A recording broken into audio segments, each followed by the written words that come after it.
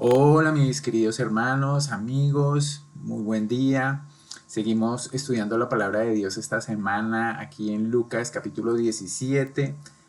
Hoy finalizaremos esta semana en la voluntad de Dios este capítulo y hemos estudiado las dos últimas semanas acerca de la venida del reino de Dios con base en una pregunta que le hacen al Señor. ¿Cuándo habría de venir el reino? ¿Cuándo se manifestaría abiertamente el reino de Dios? Y el Señor recuerde que empieza hablando del reino invisible. Ese reino nos dice que ya fue inaugurado. El Señor cuando vino en su primera venida inauguraba ese reino porque entre ellos estaba finalmente el rey. Pero ese reino era un reino espiritual, no de este mundo, que se manifestaba en el corazón, en el espíritu del creyente. Pero a partir del versículo número 22, que lo vimos la semana pasada, empezamos a ver la descripción que hace el Señor de la manifestación material de ese reino a todo el mundo.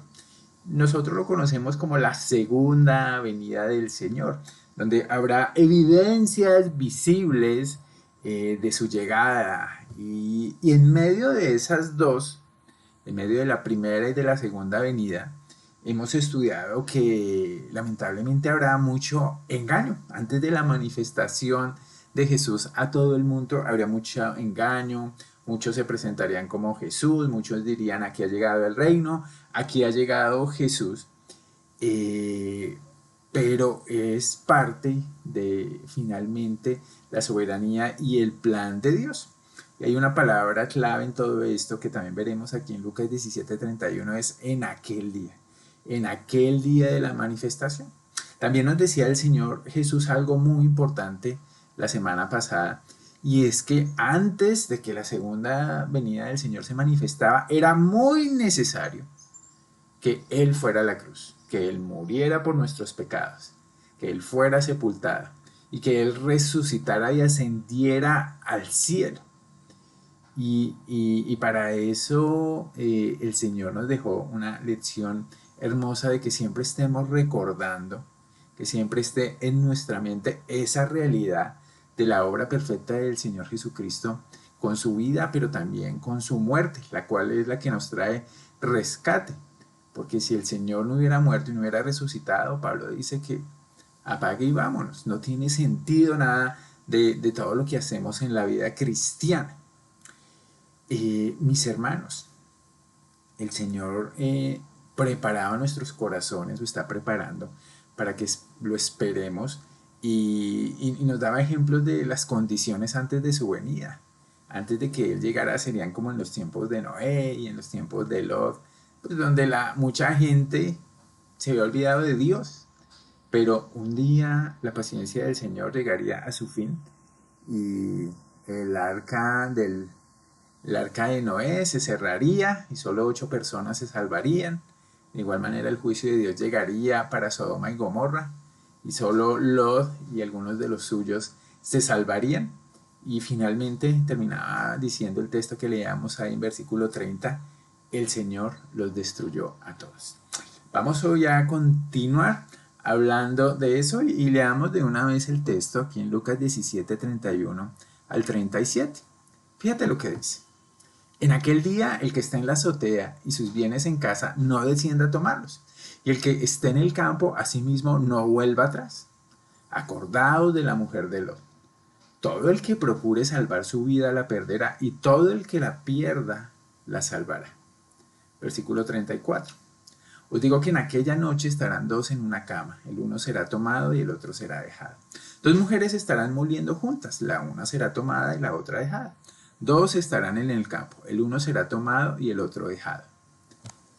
Y, y respondiendo le dijeron, ¿dónde, Señor? Él les dijo, donde estuviera el cuerpo, allí se juntarán también las águilas. Y mis hermanos, fijémonos que esta porción, este bloque, está marcado por una ilustración que finalmente nos enseña algo personal, donde el Señor nos dice también que nos acordemos.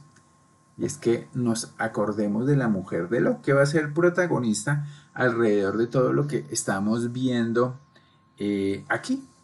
Y entonces quiero sugerirle que dividamos el texto y que el Señor nos esté hablando por su palabra y empecemos a estudiar el reino de Dios en este bloque manifestado, o el reino de Dios será manifestado con la segunda venida.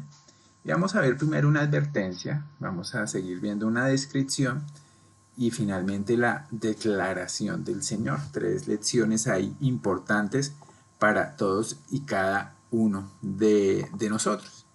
Fíjese que pensando en la advertencia que hace el Señor, una advertencia nos dice, ¿qué nos dice? En aquel día, en aquel día. ¿Y a qué se está refiriendo? Pues a lo que viene hablando del día cuando el Señor regrese, el día del Señor, que será un evento único, será un evento irrepetible, será un evento inesperado. Y Él les está advirtiendo que ese día, fíjate, el que esté en la azotea y sus bienes en tu casa, no descienda a tomarlos, y el que esté en el campo, asimismo, aquí hay una palabra bien, es una expresión bien hermosa, no vuelva atrás.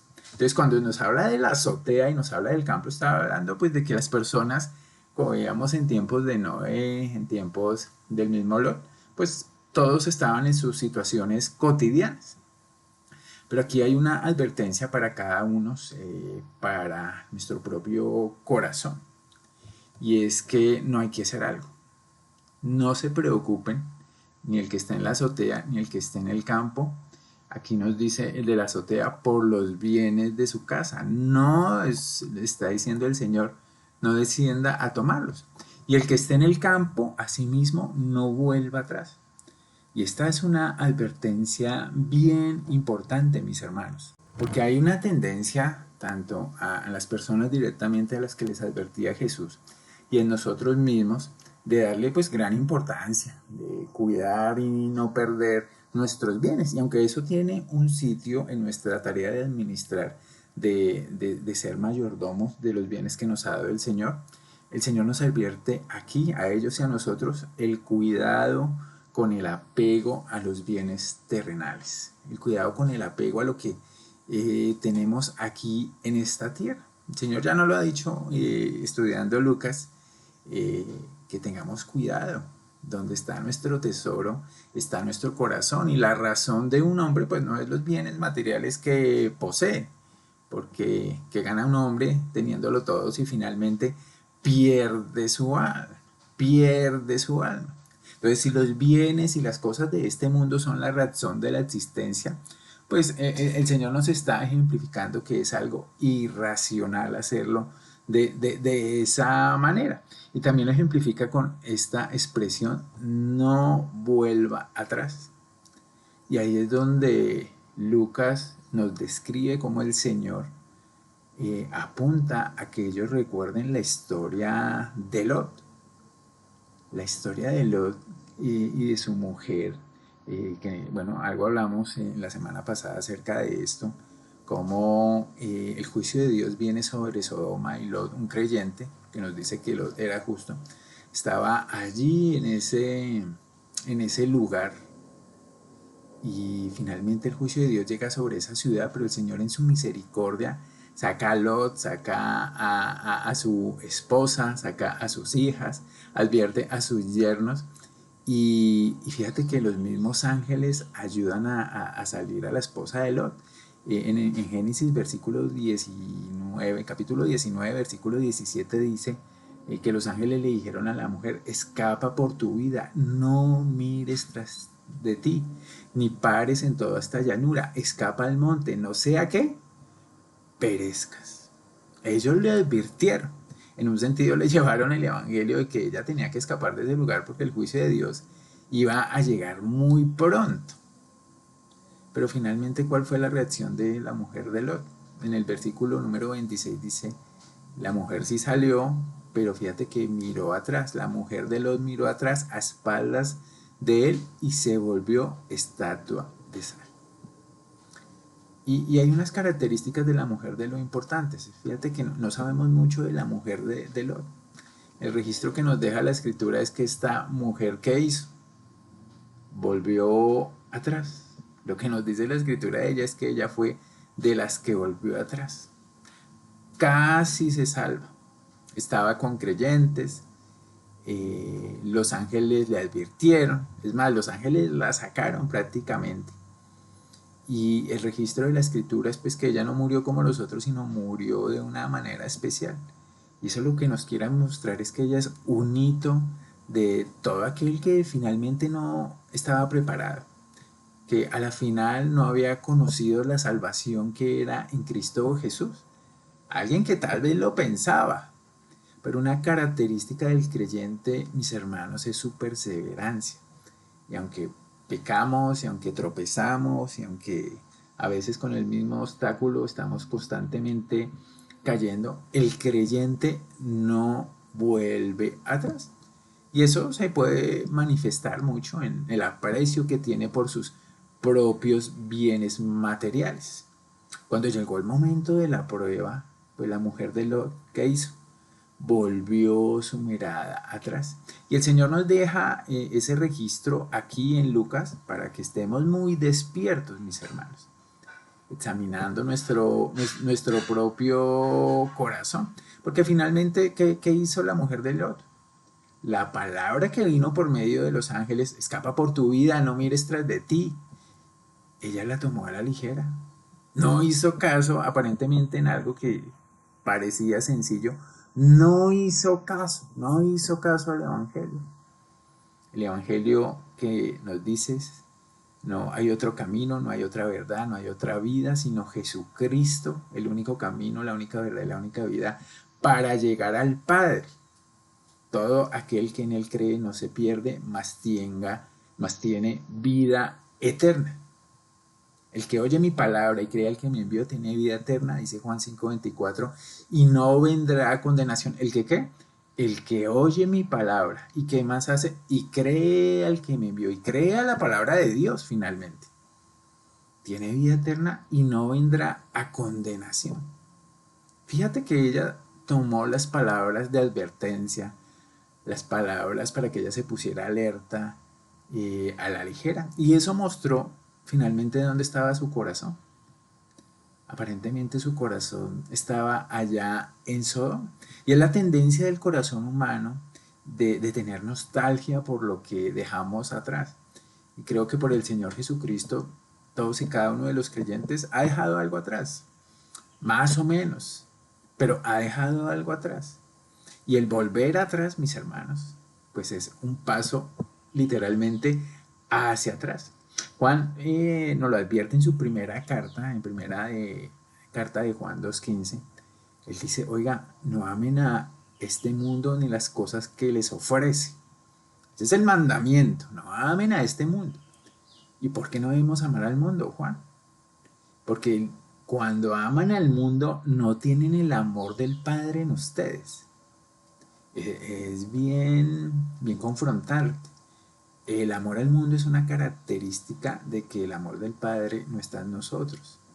Dice el versículo 16, pues el mundo solo ofrece un intenso deseo, estoy leyendo en una traducción viviente, por el placer físico, un deseo insaciable por todo lo que vemos y orgullo de nuestros logros y posesiones. Entonces, ¿qué ofrece el mundo, mis hermanos? Deseo insaciable, orgullo de nuestros logros y posesiones. Y lo que nos advierte Juan aquí es que nada de eso proviene. Nos da el mandamiento, nos da la razón. Nada proviene del Padre, sino que viene del mundo. Versículo 17. Y este mundo se acaba, y cuando venga el Señor y se manifieste, se acabará este mundo junto con todo lo que la gente tanto desea. Porque este sistema finalmente va a tener un fin según la palabra de Dios y según lo que nos revela Dios. Pero el que hace lo que a Dios le agrada, ¿qué pasa? Vivirá para siempre. Y lo primero que nos dice el Señor que le agrada es cree en el Señor Jesucristo para que seas salvo. Cree en el Señor Jesucristo para que seas salvo. Mis hermanos, el Señor llega ahí a una conclusión en el versículo número 33. Todo el que procure salvar su vida la perderá y todo el que la pierda, ¿qué pasará? La salvará. ¿Y esto qué quiere decir, mis hermanos? Esto es que conserva la vida conforme al pensamiento del mundo, que nos dice que valemos por lo que tenemos, que valemos por los bienes que poseemos, que valemos por nuestra propia capacidad, por nuestra propia fuerza, por nuestra propia inteligencia. Si alguien sigue ese pensamiento, que también puede ser un pensamiento religioso, pierde la vida para con Dios. Perder la vida para el mundo finalmente, ¿qué es? Es vivir en el compromiso de tomar la cruz, de seguir al Señor que en la senda que Él nos ha trazado. Es el compromiso de ser un discípulo, el compromiso de haber nacido de nuevo y empezar a seguirle. Todo el que procure salvar su vida por sus propios medios, ¿qué va a pasar? La va a perder porque todos están destituidos de la gloria de Dios. Pero todo el que pierda la vida, la salvará. Cuando Pablo dice, con Cristo estoy juntamente crucificado y ya no vivo yo, más vive Cristo en mí, es la evidencia de que cada uno de los creyentes, mis hermanos, ha desestimado su vida y ha dejado descansar en ella como su medio de salvación. Ahora descansa en la obra de Cristo para salvarse. Y eso se va a expresar en que, mis hermanos, el creyente puede sufrir, como les digo, tropiezos, puede sufrir luchas, pero la perseverancia de los santos, mis hermanos, va a literalmente permanecer. No volveremos atrás, no volveremos atrás. No diremos ahora me voy a salvar por mis propias fuerzas. No, el Señor trata con nosotros. Y el ejemplo perfecto de eso es el Señor Jesucristo. Él vino a entregar su vida en el cumplimiento de la misión que le había encomendado el Padre. Tenía derechos divinos, no los estimó, se despojó de ellos y en una entrega condicional renunció pues al el ejercicio de esos privilegios, haciéndose obediente, humillándose hasta la muerte y la muerte de cruz, dice Filipenses 2, 7 y 8. Y finalmente, mis hermanos, la vida del creyente se centra en eso, en que no vamos a volver atrás. Y ahora miremos ahí en el versículo 34, mis hermanos, después de ver la advertencia del Señor, vamos a ver una descripción que hace Él de su segunda venida y de cosas que pasarán en ese lugar. Dice el versículo 34, os digo que en aquella noche estarán dos en una cama. El uno será, ¿qué? Tomado. Y el otro será, ¿qué? Dejado. Pongámoslo acá, domado y dejado. Versículo 35. Dos mujeres estarán moliendo juntas. La una será, ¿qué? Tomada. Una mujer será tomada y la otra mujer será dejada. Y en estas dos palabras está la comparación, mis hermanos. Dos estarán en el campo. El uno será tomado y el otro será dejado. Entonces, ¿qué es lo que va a hacer el Señor en síntesis? Mis hermanos, la segunda venida de Jesús partirá, dividirá la humanidad. Y el Señor ya lo había advertido. Él trae inevitablemente división y aquí será la manifestación de esa división. A veces aún dentro de las familias, el Señor dice en Mateo 10, 35 y 37, porque he venido para poner en disensión al hombre contra su padre, a la hija contra su madre y a la nuera contra su suegra. Y los enemigos del hombre serán los de su casa. El que ama a padre o a madre más que a mí no es digno de mí. El que ama a hijo o hija más que a mí no es digno de mí. Y nosotros vimos el versículo paralelo ahí en Lucas 14, por allá hace algunas semanas. ¿Qué es lo que está haciendo el Señor? El Señor está describiendo cómo será su venida en juicio. En aquella noche, por ejemplo, estarán dos en una cama y tal vez sea una pareja de esposos, una pareja de hermanas, una madre y una hija, y una será tomada y otra será dejada. De la misma manera en situaciones muy cotidianas. Primero en una cama, después nos dice que dos mujeres estarán moliendo juntas. la una tomada y la otra dejada. Dos personas estarán en el campo, o sea, será en diferentes escenarios de manera inesperada la venida del Señor y la manera en que se manifestará.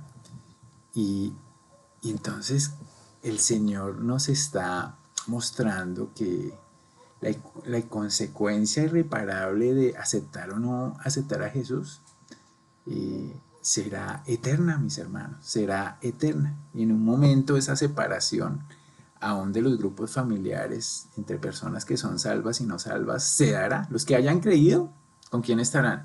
Con el Señor Jesucristo. Y los incrédulos serán separados de Él.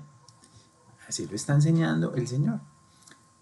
Para muchos intérpretes tiene que ver con el arrebatamiento, pero para otros muchos, y yo creo más en esa posibilidad, no se trata aquí del arrebatamiento de la iglesia para estar con el Señor, sino del regreso del Señor Jesucristo conforme a su promesa. No está hablando de las cosas aquí de la iglesia.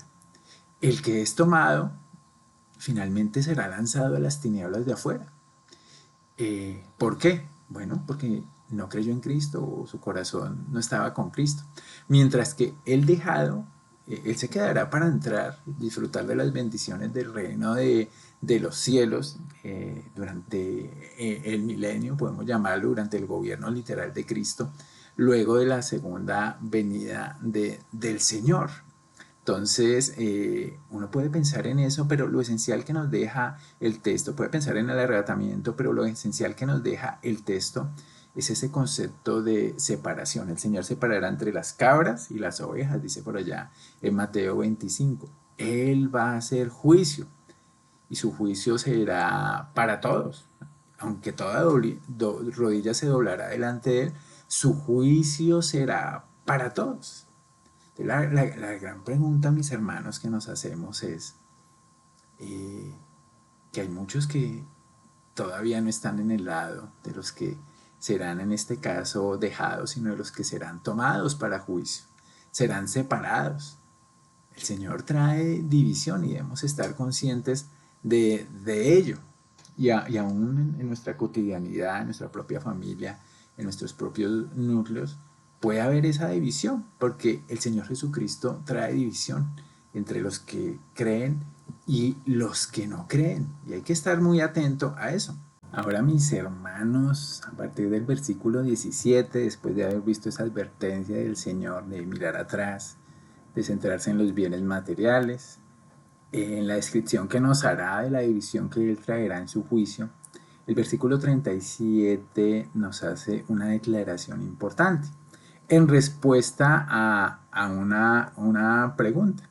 Esa declaración, mis hermanos, tiene que ver con dónde sucederán todas estas cosas. Le preguntan sus oyentes al Señor, ¿dónde, Señor, dónde sucederán estas cosas? Y Él responde, donde estuviera el cuerpo, allí se jurantarán también las águilas. Entonces, tal vez ellos no captaron el alcance del juicio, pensaron que sería algo localizado y estaban, su mente estaba asimilando todas estas cosas, estaban viendo lo que estaba pasando y le preguntan, ¿dónde, Señor? Y tal vez usa un proverbio judío, donde estuviera el cuerpo, allí se juntarán también las águilas.